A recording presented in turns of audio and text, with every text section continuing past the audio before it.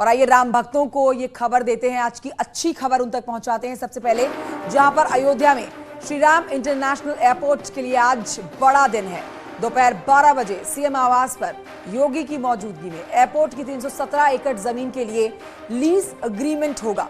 अयोध्या में भव्य एयरपोर्ट बनाने के लिए राज्य सरकार की ओर से एयरपोर्ट अथॉरिटी ऑफ इंडिया को 317 एकड़ से ज्यादा की जमीन सौंपी जाएगी। इसके साथ ही अयोध्या में श्री राम इंटरनेशनल एयरपोर्ट पर काम शुरू हो जाएगा और जल्द ही श्रद्धालुओं को रामलला की नगरी के लिए हवाई सुविधा मिलना शुरू हो जाएगी। तो बस थोड़ा सा इंतजार करना होगा आपको। आज से नींव कह सकते हैं पड़ने वाली है, क्योंकि एयरपोर्ट अथॉरिटी ऑफ इंडिया को राज्य सरकार की तरफ से 317 से ज्यादा एकड़ कह लीजिए जमीन सौंपी जाने वाली है।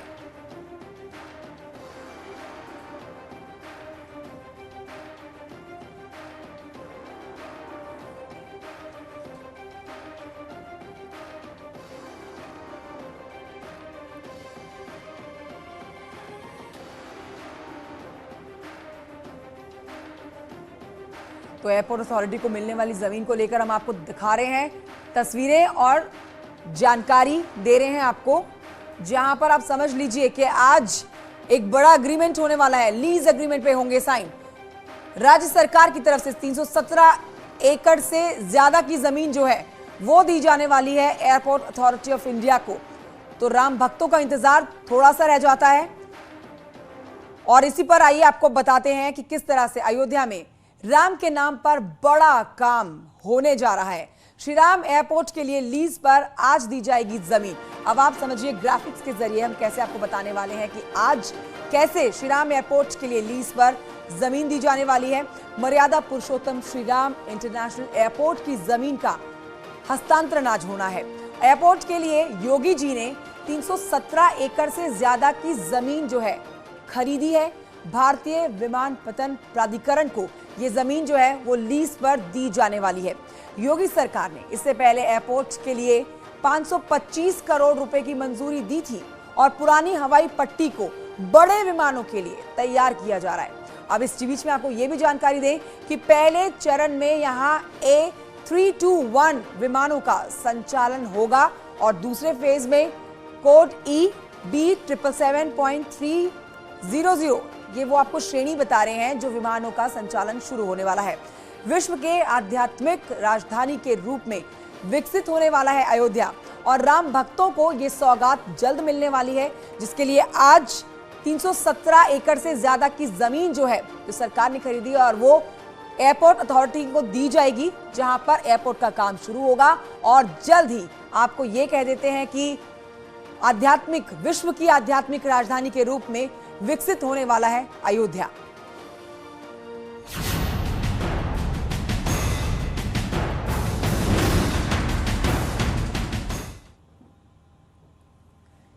और आग का रहस्य पे अब आपको जानकारी देते हैं कि गर्मी बढ़ने के साथ सूबे में आग लगने की जो घटनाएं हैं वो तेजी से बढ़ गई हैं। लेकिन कासगंज में एक अजीबोगरीब घटना सामने आई। यहां पर एक गांव में सगे 3 भाइयों के घरों में रहस्यमय तरीके से आग लग गई।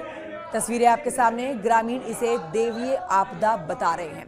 बताया जा रहा है कि नवरात्र के दिन से ही इसकी शुरुआत हुई है और अब तक कई बार आग लग चुकी है। आग लगने से परेशान तीनों सगे भाइयों ने अपना सारा सामान घर से निकालकर बाहर सड़क पर रख दिया है।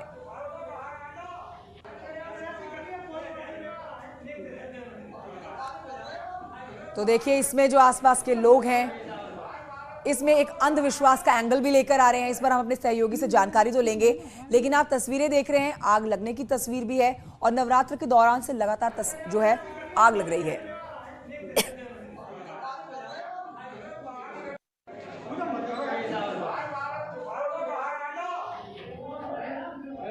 दूसरी तरफ आपको तस्वीरें वो भी दिखा रहे हैं जो 3 सगे भाई हैं, अब आग लगने की वजह से अपना सारा सामान घर से बाहर रखने को मजबूर हैं।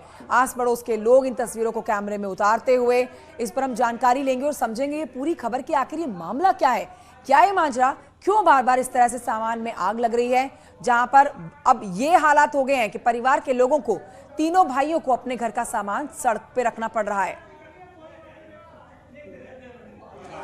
तो 3 ये सगे भाई जिनके घर में लगती है अजीबोगरीब रहस्यमय तरीके से आग। नवरात्र के पहले दिन से ही आग लगना शुरू हुई थी और आज नवरात्र का छठा दिन जहां पर फिर आग लगी हुई है। और आइए इस वक्त की बड़ी खबर आपको बताते हैं। राजधानी लखनऊ से आती हुई बड़ी खबर, सीएम योगी की सुरक्षा बढ़ाई गई है। सीएम योगी की सुरक्षा में सीआरपीएफ जवान तैनात किए गए हैं। 5KD पर सीआरपीएफ की 2 यूनिट तैनात की गई है। ये बड़ी खबर आपको बता रहे हैं। देखिए, मुर्तजा अब्बासी को भी आप ध्यान रखिए, जिसने अब से कुछ ही दिन पहले किस तरह से गोरखपुर में सुरक्षा बलों के ऊपर ताबड़तोड़ हथियार से वार किया। अब दूसरी तरफ ये जानकारी कि योगी सरकार की, सीएम योगी की सुरक्षा बढ़ाई गई है। सीएम योगी की सुरक्षा में सीआरपीएफ जवान तैनात किए गए हैं। ये बेहद एक्सक्लूसिव तस्वीरें आप इस समय आपके टेलीविजन पर देख रहे हैं। तस्वीरों के साथ इस खबर को समझिए कि सीएम योगी की सुरक्षा बढ़ाई गई है। वजह क्या है सुरक्षा बढ़ाने की? मेरी सहयोगी अनामिका जुड़ गई और जानकारी के साथ। अनामिका, सीएम योगी की सुरक्षा बढ़ाई गई है। मंदिर पे हमला किया गया था, उसके बाद से खुद सरकार के लोगों ने माना और शासन के अधिकारियों ने माना कि ये आतंकी घटना भी हो सकती है।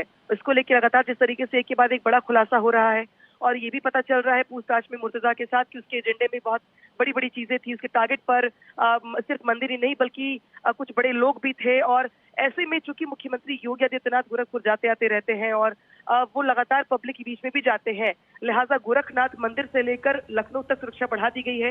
मुख्यमंत्री योगी आदित्यनाथ का जो आवास है लखनऊ में, 5 कालिदास आवास, वहां पर देखिए सिक्योरिटी देख पा रही होंगी आपकी कैसे मुस्तैद कर दी गई है। सीआरपीएफ के हाथों में अब जो कमान होगी सुरक्षा की वो होगी। 2 यूनिट जो है सीआरपीएफ की उसको तैनात कर दिया गया मुख्यमंत्री के आवास के बाहर। पहले पीएसी और जो पुलिस के जवान थे वो ही मुख्यमंत्री की सुरक्षा की कमान संभाल रहे थे, लेकिन इसमें अब बढ़ोतरी करते हुए सीआरपीएफ के जवानों को लगा दिया गया है। सीएम योगी के आवास के पास सिक्योरिटी बढ़ा दी गई है। हर जाने आने वाले से पूछा जा रहा है। अनामिका, एटीएस का शिकंजा बना हुआ है यहाँ पर मुर्तजा अब्बासी के ऊपर, लगातार सवाल जवाब हो रहे हैं। तो क्या यही वजह है? क्या उससे पूछताछ में ऐसा कुछ निकलकर सामने आया है, उस वजह से सीएम की सुरक्षा बढ़ाई गई हो? देखिए, बहुत सारी बातें खुल करके उसने कही और ये भी बात पता चली कि उसके पहले नेपाल गया था। कुछ संदिग्ध जो मुंबई से लेकर के महाराजगंज तक अरेस्ट किए गए, हिरासत में लिए गए हैं, उसके परिवार से पूछताछ चल रही है। तो बहुत सारी बातें निकल के सामने आ रही, जिससे देख करके लगता है कि ये एक पूरा का पूरा एक मॉड्यूल था, स्लीपर सेल की तरह जिस तरीके से काम कर रहा था। लिहाजा मुख्यमंत्री की सिक्योरिटी को लेकर के शासन के स्तर पर जो बड़ी बातें सामने आई उसको देखते हुए गोरखनाथ मंदिर का जो सिक्योरिटी पूरा सिस्टम है उसको भी रिव्यू किया जा रहा है।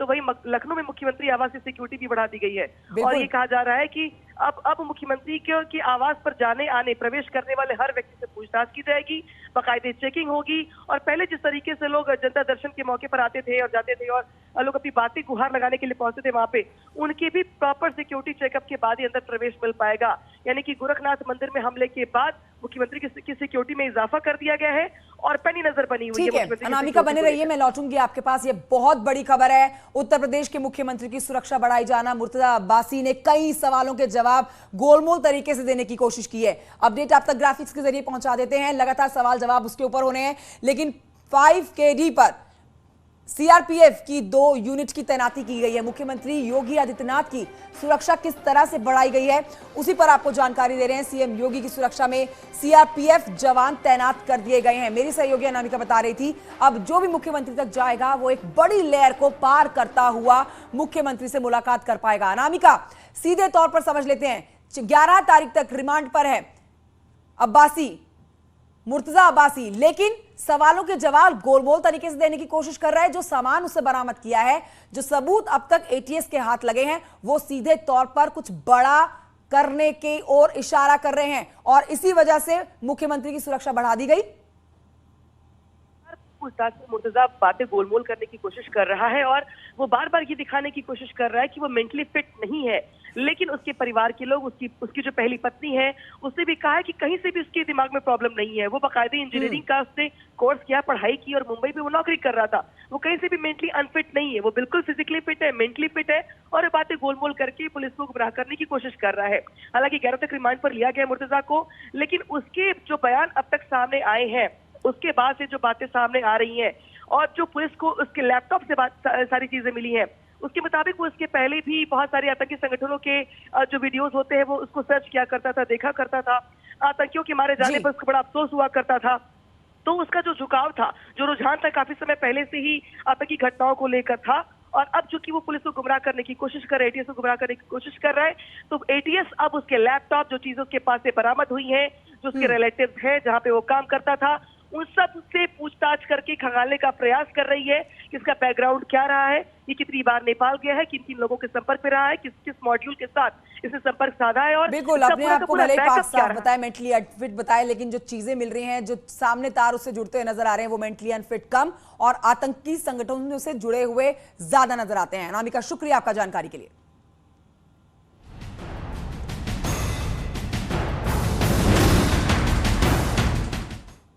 और आइए अब आपको बताते हैं कि आवारा कुत्तों से बच के रहना जरूरी है। हम ऐसा इसलिए कह रहे हैं क्योंकि आवारा कुत्तों ने जगह जगह पर आतंक मचा रखा है।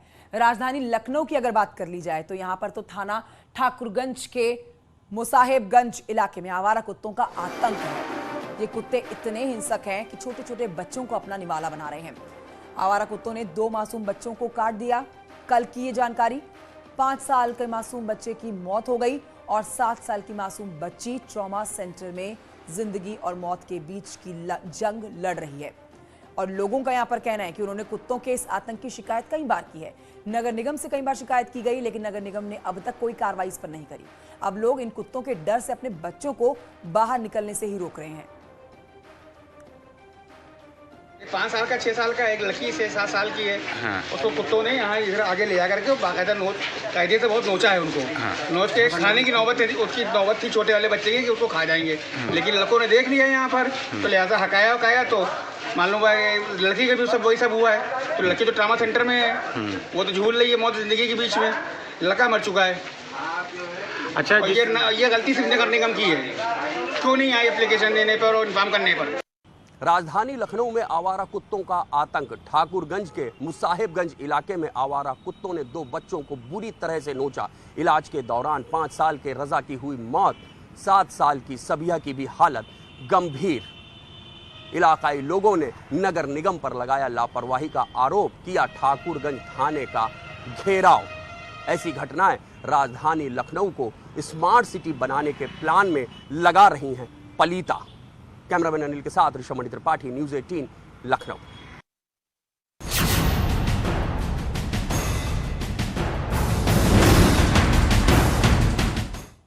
और अगली खबर देवरिया से, जहां पर शादी के नाम पर धोखा देने का मामला सामने आया। एक लड़की ने बड़े व्यापारी के खिलाफ केस दर्ज कराया। व्यापारी अमन बर्नवाल के खिलाफ केस दर्ज हुआ। लड़की ने शादी के नाम पर धोखा देकर संबंध बनाने का आरोप लगाया। 2016 में अमन बर्नवाल से मुलाकात हुई थी। देवरिया के शुभ मंगल शॉप पर दोनों की मुलाकात हुई। दोनों के बीच करीबियां बढ़ी। लड़की का आरोप है कि शादी का झांसा देकर अपने साथ उसे रखा गया था। देवरिया से दिल्ली तक साथ ले जाता था और पिछले 4 सालों में 3 बार गर्भपात भी कराया गया। शादी का दबाव बनाने पर दिल्ली के आर्य समाज मंदिर में शादी कर ली गई, लेकिन अमन बर्नवाल ने दिल्ली में छोड़कर वो उसको फरार हो गया। देवरिया लौटने के बाद लड़की ने पुलिस में इसकी शिकायत की और केस दर्ज कराया। हम बता दें आपको कि महिला के पति की मौत 2014 में हो गई थी। 2016 में अमन बर्नवाल से उसकी मुलाकात हुई थी। दोनों एक साथ रह रहे थे और इसके भी सबूत पेश किए गए हैं। सीसीटीवी में दोनों एक साथ दिखाई दे सकते हैं। आप इन दोनों को सीसीटीवी में तस्वीर जो कैद हुई है उसमें देख सकते हैं।